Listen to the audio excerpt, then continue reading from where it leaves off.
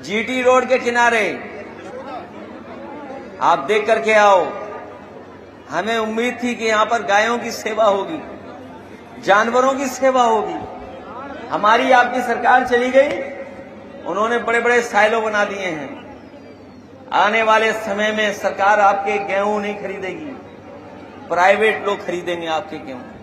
और आप लोग बना रहे थे, हम लोगों की सरकार थी तो मंडी बना रहे थे।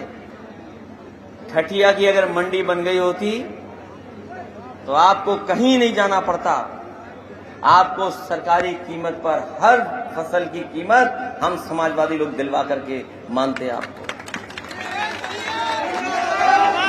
मंडी वैसी खड़ी है, सड़क से देखा होगा कभी मंडी कैसी दिख रही है।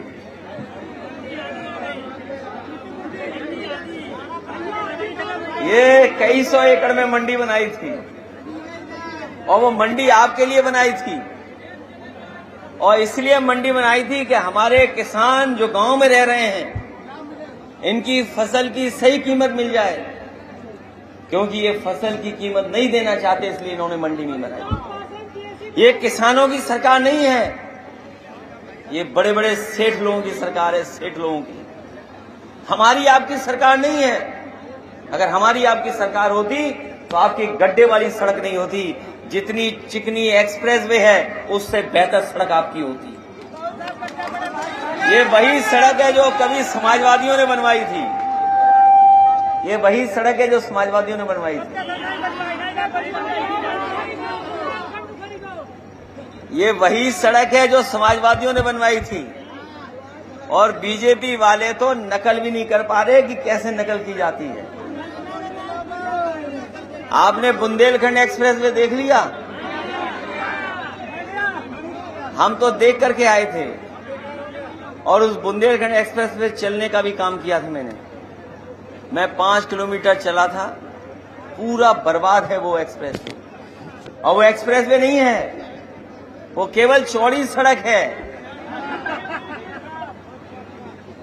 हमारे मुख्यमंत्री जी को नकल भी करना नहीं आता है, और नकल के लिए भी अकल चाहिए होती है। ये आपका एक्सप्रेसवे है, जब नेताजी से उद्घाटन कराया तो आपको याद होगा हवाई जहाज यहां पर उतरे थे, बड़े बड़े हवाई जहाज उतरे थे। और इनकी सड़क पर एक बारिश में गड्ढे हो गए, और अगर हवाई जहाज उतर गया होता तो सड़क खत्म हो जाती वहां।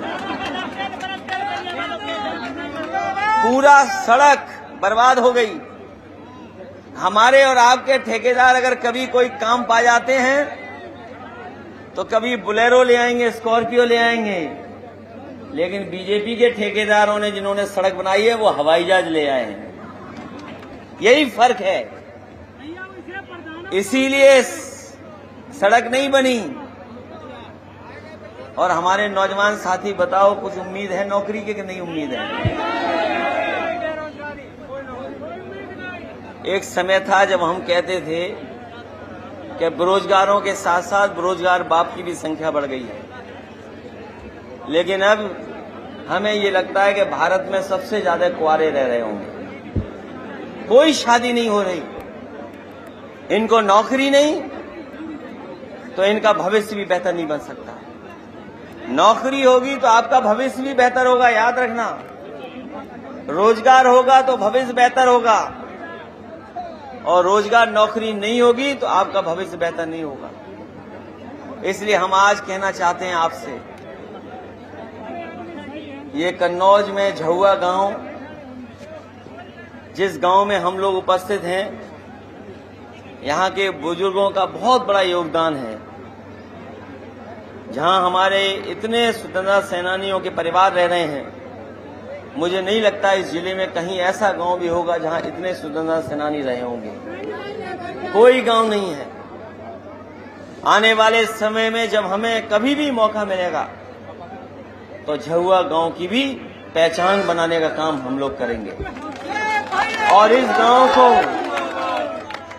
गांव को जोड़ने के लिए और गांव के लोगों को और आसपास के किसान भाइयों को सुविधा देने के लिए हमें सड़क, बिजली, मकान या और व्यवस्था करनी पड़ेगी तो हम समाजवादी लोग यहाँ के लोगों के लिए व्यवस्था करेंगे, ये भी सीधे सीधे विकास से जुड़ जाएंगे। अभी कुछ दिन पहले हम मेडिकल कॉलेज में गए थे। ये हमारे फ्री राशन पाने वाले लोग जानते होंगे कि अगर बीमार होते होंगे तो इनके लिए इलाज नहीं है। राशन फ्री है, इलाज फ्री नहीं है। पहले समाजवादी सरकार में इतना राशन नहीं मिलता था, लेकिन राशन मिलता था, लेकिन इलाज फ्री था आपका। और आज भी वो एम्बुलेंस चल रही होंगी जो समाजवादियों ने चलाई हैं, लेकिन पहले एम्बुलेंस जल्दी आ जाती थी, अब पता नहीं आएगी कि नहीं आएगी, इसका भरोसा नहीं है। बताओ ये एम्बुलेंस किसने चलाई थी? गांव के लोगों के लिए, और इसलिए चलाई थी कि आप लोगों के घर परिवार में अगर कोई तकलीफ परेशानी हो तो जल्दी अस्पताल पहुंच जाए, इलाज हो जाए। लेकिन जब से सरकार भारतीय जनता पार्टी की आई है, आपकी एम्बुलेंस का भी पता नहीं कहां चली गई। पुलिस वालों को भी गाड़ी दी थी 100 नंबर, वो 112 कर दिया। लेकिन अब 100 नंबर मिलाओगे तो पुलिस तो आएगी, लेकिन पुलिस संग में हिसाब भी आपसे करेगी।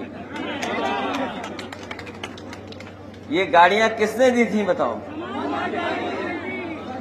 जिस समय समाजवादी सरकार थी पुलिस ईमानदार थी, लेकिन अब पता नहीं पुलिस को क्या हो गया है। अभी आपने देखा एक भारतीय जनता पार्टी का एक गुंडा क्या कह रहा था महिलाओं को, देखा क्या कह रहा था? और देखिए 9 अगस्त के दिन पकड़ा उसको। कितना बड़ा अपमान किया है क्रांतिकारियों का। ये बीजेपी के लोग जानबूझ करके 9 अगस्त के दिन पकड़े उसको। इन्हें पता था कहां है वो अपराधी, क्योंकि बड़े बड़े मंत्रियों से उसका संपर्क था, विधायकों से संपर्क था। और लोग तो यहां तक कहते हैं कि मुख्यमंत्री आवास पे बैठे लोग बचा रहे थे। बताओ, जो सरकार बुलडोजर लेकर के चलती हो, जो सरकार कहती हो कि हम 0 टॉलरेंस रखते हैं कानून व्यवस्था के लिए, वो बताओ क्या भाषा इस्तेमाल कर रहा था उस महिला के लिए? हम और आप कभी वो भाषा इस्तेमाल नहीं कर सकते किसी